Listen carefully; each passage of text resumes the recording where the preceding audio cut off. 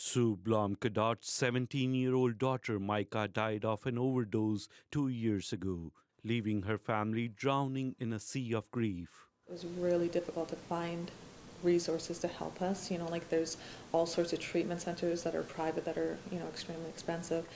About 8 months after Micah's passing, Cadot and her other daughter attended a grief camp in Princeton, aimed at helping families who have experienced tragic loss.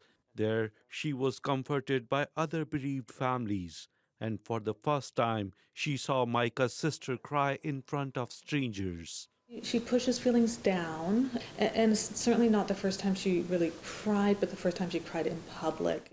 According to organizers, Camp Carey is the first of its kind in Canada.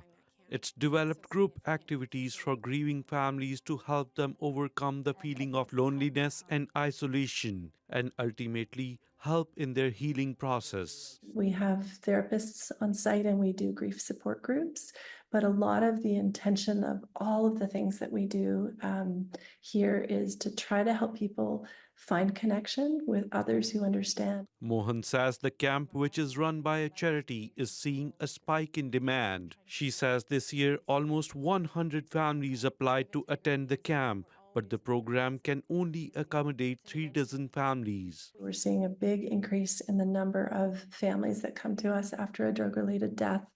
Organizers of the camp say this year almost 1 in 3 participating families have been impacted by the worsening toxic drug crisis in BC, a number which they say was 1 in 18 just a couple of years ago. Mohan says it illustrates a broader need for bereavement care in the province. If we don't break these walls of silence and give places and spaces for people to talk about these losses, then that can start to create challenges and problems for people.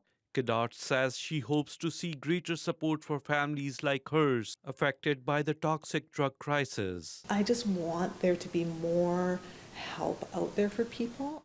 Saurabh Sandhu, CBC News, Suasan.